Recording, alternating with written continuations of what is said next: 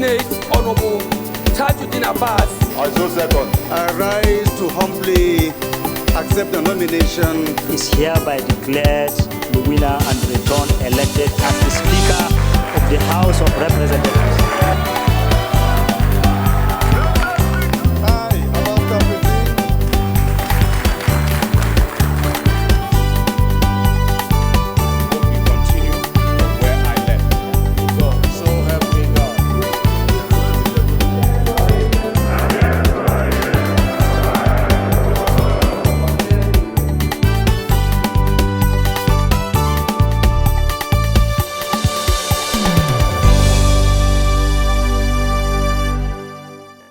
The House is further worried that unless immediate pragmatic steps are taken to halt the proposed action of the CBN, the Cyber Crimes Act shall be implemented in error. Lawmakers express concern over the proposed cybersecurity levy. The Binance executive from the office of the National Security Advisor using a smuggled passport. And House set to investigate the escape of an executive of Binance Bitcoin company from lawful custody.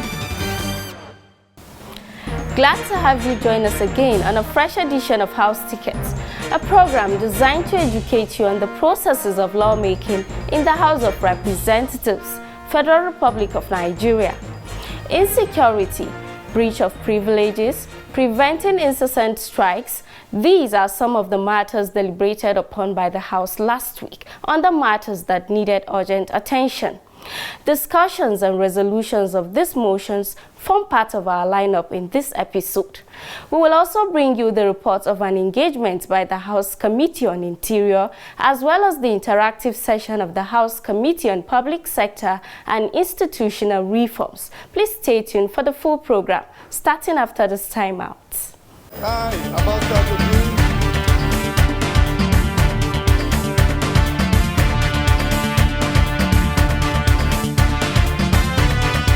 The House will pay priority attention to participatory budgeting process and delivery, law reform, electoral reform, women's participation and inclusion in governance, among others.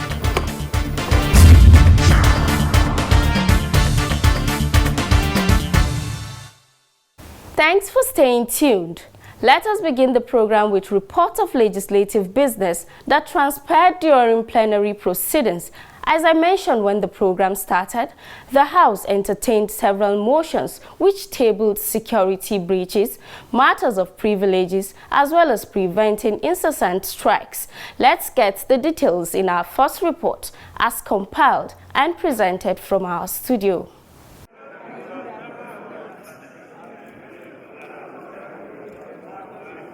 Defend our unity and uphold our honor and glory. So help me God. The House on Tuesday, 7th May 2024, voted and approved a motion moved by Representative Amos Daniel on the need to address the killings of Nigerians in a community of Kaduna State. The Sambe community were attacked at about 7 p.m. by unknown gunmen who arrived on 2 motorcycles, and of course others came from the bush, when an elderly man in the community was celebrating his birthday, and the suspected gunmen, or rather unknown gunmen, killed 6 people and injured many. The lawmaker called on the relevant security agencies to ensure personnel are deployed to the community to secure their lives and property. He further called on the Ministry of Humanitarian Affairs as well as the National Emergency Management Agency (NEMA) to supply relief materials to members of the affected community, and that the relevant committees of the House to ensure compliance. This motion should say aye. The motion was referred to the House Committee on Police, Army, as well as that on Emergency and Disaster Preparedness. The ayes have it. I seek your permission and the leave of this House to move this motion. Still on the same day, Representative Ginger Onwusibe tabled a motion on the need to address the tragic death of a Nigerian. On that fateful day, the fateful night of March 26th, 2024, Mr. Onumebu was subjected to brutal torture for horrifying duration of 5 hours from 8 p.m. to 1 p.m. by 5 naval officers reportedly summoned by an aggrieved lady who had issues with the deceased. This barbaric act not only robbed Mr. Onumebu of his life, but also tarnished the reputation of the Nigerian Navy and violated the fundamental human rights. The lawmaker called on the relevant committees of the House to ensure compliance. People can have time to go to their farms. Some lawmakers contributed to the motion. It's very unprofessional conduct by our naval officers, which I think requires deeper investigation. I would not want to be judgmental to completely condemn the action here and now, but I think it is proper for us as a parliament to investigate the circumstances behind this, because some of us, even as a legal practitioner, I have also had a similar experience from the Nigerian Navy defending a client. But I think that we should go deeper. It's not enough to condemn it and urge the Nigerian Navy to ensure that they put structure in place to avoid future occurrences. Let us investigate and find out what is actually happening. Of this motion, she say aye. The motion was voted on, adopted as amended, and referred to the House Committee on Navy. I rise this morning to move a motion. Still on motions, the House on Wednesday, 8th May 2024, deliberated on a motion sponsored by Representative Dominic Okafor on the urgent need to investigate the security breach that led to the escape of the Binance Bitcoin executive from the custody of the National Security Advisor. The two Binance executives were billed to appear in court on April 4, 2024 to answer to the alleged crimes against Nigeria before the security breach occurred, which led to the escape of one of the company's executives in a very scandalous dimension. Honorable colleagues, concerned that persons suspected to have committed such atrocious crimes against the state of Nigeria with already overburdened security challenges were kept in a guest house in Abuja instead of lawful custody of the Department of State Service or any other approved custodial facility. Further worried that the escape of the Binance executive from the office of the National Security Advisor using a smuggled passport is, to say the least, most disappointing, embarrassing, and disturbing as it portrays the porosity of the security architecture of the country to the world. He prayed the House to call on the National Security Advisor to explain how such a high-profile suspect could escape from his office. He also advocated for the Office of the National Security Advisor to be relinquished of the duty of the investigation into the matter and urged the House to mandate that the Department of State Security (DSS) prosecute anyone found culpable. He also called on the relevant committees of the House to ensure compliance. Those in support of this motion should say aye. The motion was voted on, adopted, and referred to the House Committee on Financial Crimes, National Security, as well as that on Police Affairs. The ayes have it. Kama, please can you go ahead? Representative Kama in Kemkama rose on the platform of privilege to inform the House about reports making the rounds that members of the House were demanding bribes from some invited individuals for an investigative hearing. A certain CEO of Binance accusing this House of demanding bribe from them. This is absurd. We've never invited these persons before. This House has never had a meeting with these persons before. We have no interface with this person. I'm seeking that the leadership of this House make this a strong word out there, that this House can never allow itself to be embarrassed or talked down on by anybody. Nothing like that has ever happened. Reacting to it, Speaker Abbas Tajuddin stated that the clerk of the House should take note and ensure the matter is clarified accordingly so that Nigerians are not misled on the dealings of the House of Representatives. Nothing like that has ever happened.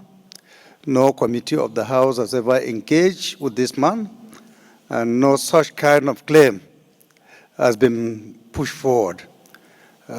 Please take note and let's take the right actions accordingly and with dispatch. Thank you.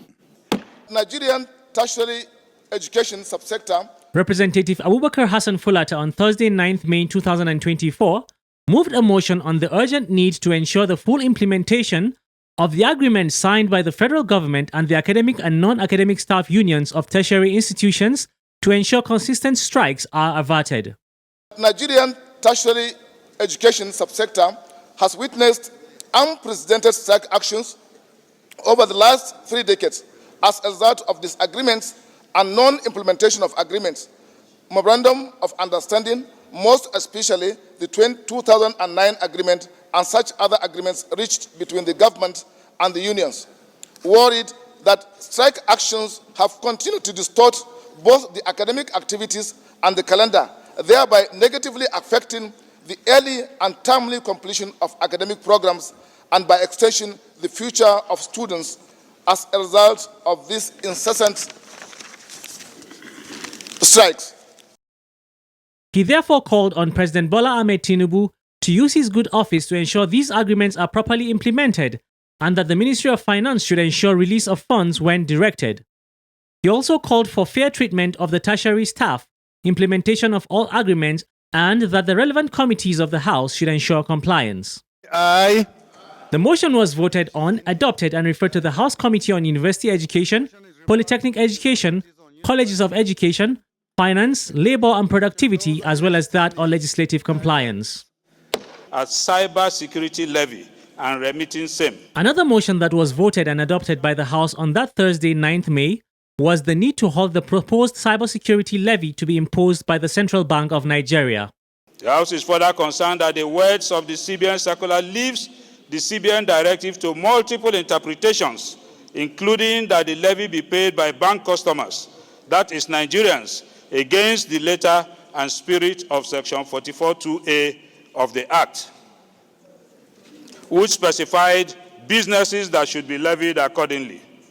The House is worried that this act has led to apprehension as civil society organizations and citizens of the country have taken to conventional and social media to call out the federal government, give ultimatums for reversal of the imposed levy on Nigerians, amongst others.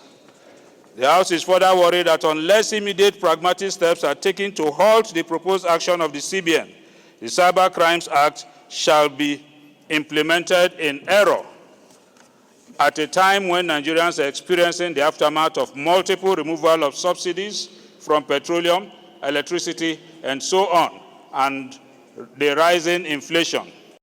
In his prayers, Representative Chinda called on the House to direct the central bank to withdraw the ambiguous circular and present a more concise one that can be properly interpreted and implemented to avoid ambiguity. He also called on the House Committee on Banking Regulations as well as that on banking and other ancillary issues to guide the central bank accordingly.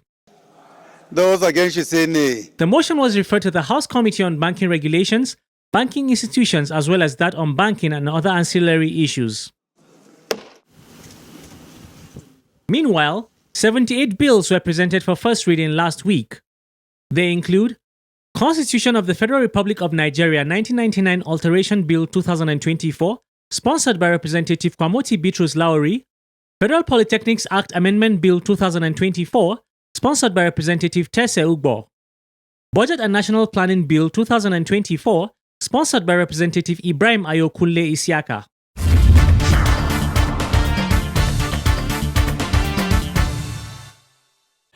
Glad to know you're still watching House Tickets, a weekly companion that keeps you up to speed on the activities of your elected representatives in the Green Wing of the National Assembly, coming to you on the parliamentary channel of the NTA. We now go over to the committee room, starting with the engagement of the House Committee on Interior as it met with representatives of various companies, as well as the meeting of the House Committee on Public Sector and Institutional Reform, where it met with top officials of the Federal Civil Service. The details comes up in our next report, as compiled and presented from our studio. It's an insult to Parliament. I will not take it from you next time. The House Committee on Interior on Thursday, 9th May 2024, expressed displeasure when the Managing Director of Continental Transfer Technique Limited, Contech, failed to appear before it in its investigation into passport issues alongside other matters. Chairman of the committee, Representative Ahmad Aminu Chindo, who was represented by the Deputy Chairman of the committee, Representative Ayuba Adele Ganiu, in his address stated the purpose of the interactive session. Information before the committee portrayed activities around payment, issuance, utilization of the resident permit, what you call the green card, is more convincing than that of the passport. Committee has reviewed several petitions, complaints in respect of the issuance of the resident permit. The committee is investigating expatriate quota as part of its statutory mandatory, and I can say without contradiction that no individual or entity can give an accurate number of expatriate residents working in this country as we speak. This is unfortunate and unacceptable. Members of the committee, however, expressed their displeasure over the failure of the Chief Executive Officer of Contec to appear before the committee. Do you have any letter authorizing you to represent the company? I don't have any at this point. Yeah. Do you have any? Okay, that's all I can. If there's no letter, Chairman, we cannot even. There is letter. Chairman, honorable colleagues, this is an insult to Parliament. I will not take it from you next time. I'm in my best element. Ordinarily, I would have moved the motion to issue a warrant of arrest to this company. I rest. For the benefit of the general public, this is the company in charge of the resident permits for the entire nation. So we invited them to come around and give us a brief, half-interactive session with us as regards their activities. Now, that's what they push forward for us. So based on that, I think I can now take the motion. Those in support of the motion say aye. Aye. Those against say nay. The ayes have it. So, Iris, okay, yes, thanks. Similarly, the committee also met with representatives of the Iris Technologies Limited on the same matter. With the situation we find ourselves, they are not competent to speak for the company unless they have something to show to prove that the MD has authorized them to come and represent the company. We have to be very, very extremely careful with the people we are dealing with. You know, as MD, if he replies, that his own reply letter is a commitment to this committee. But he did not reply our invitation. He sent this distinguished people. We all agree with their technicality that they are competent enough to answer the question. But I don't think they are law-binded people that can take charge of all the responsibilities of our discussion here. The meeting continued behind closed doors.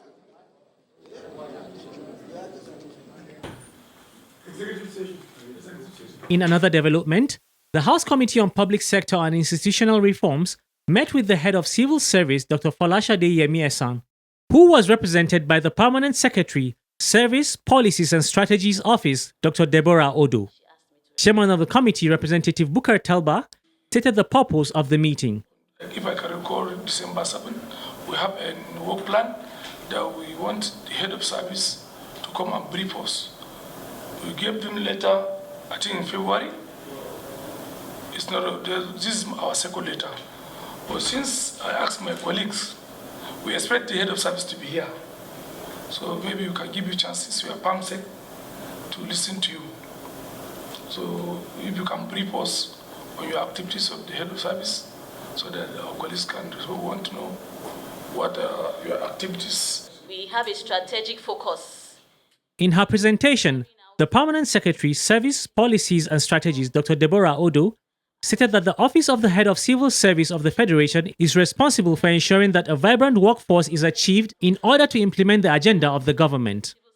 She added that the reforms within the service are guided by the Federal Civil Service Strategy and Implementation Plan. The Federal Civil Service Strategy and Implementation Plan 2021 to 2025 was developed to ensure that we have a strategic focus in carrying out the activities of government. Our responsibility is as the engine room, driving the policies, the projects and programs by the civil servants. And in this plan, we have 6 pillars. There are 6 pillars. The first is capacity building and talent management. The second is performance management systems. The third is the integrated payroll and personnel management system, the human resource module. The fourth is innovation. The fifth is digitalization. And the sixth has to do with staff welfare. She also noted that in line with the national agenda of the President Bola Ahmed Tinubu administration, the civil service is working towards ensuring that civil servants are efficient, productive, incorruptible, and citizen-centered. The reform is supposed to be taking place within... Some members of the committee made observations and asked questions. You talk about the IPPIS. This is a program that is specifically designed to block ghost workers, am I right? Yes, sir. To reduce expenditure unnecessarily and have a project, a comprehensive list of the federal government staff. Do you think this particular thing will affect other troublemakers from threatening you and say, okay, go? And at the end of the day, the IPPS program becomes not even achieve the desired goal. Regarding the IPPIS, and we actually went out and did verification, and we were able to verify documents, verify persons, and a lot of people actually had their salaries stopped until they were able to show that they were authentic civil servants. And through that, we were able to get ghost workers, just as you said, sir, and other discrepancies. So right now, within the core service, we have just about 80,000 people on the IPPIS. We are moving on to the non-core agencies and departments. For that, we have received World Bank support under the FG program with the Federal Ministry of Finance. So that helped us a lot to do the core, and it's that funding that we're using to do the non-core. How are you dealing with these reforms are you doing the ministries by ministries, or are you doing that at the same time? If you are doing the ministries by ministries, how many ministries have you now achieved full implementation of this of the appraisal performance digitally? We do not have the performance management system digital yet. We've had various levels of training. There were various steps. We have the guideline, which is developed and is on our website, and the operational manual. And we've been able to put the foundation in place. But we haven't yet gotten to the stage of having it digital, but we've gotten matching orders from her to ensure that that is done and that we are able to, by 2025, submit all our performance appraisals to the Federal Civil Service Commission for the Directorate Cadre staff electronically. We're in 2024. What are we doing about these waivers to employ people? Mr. Chairman, to please you that since I retired from the system, nobody has replaced me in that same office. In fact, I left the system on level 14 and I didn't have any junior. Nobody was reporting to me. I can mention it's Federal Housing Authority. Nobody reported to me. Next time, please tell her whatever. This should be that. She have to be here. So the clerk will write it at all, give you the date, tell her to come to explain. More explanation, we need more explanation. And tell her that some questions, you can't answer that questions. So we need her to come to be here. Thank you. Executive session. Executive session.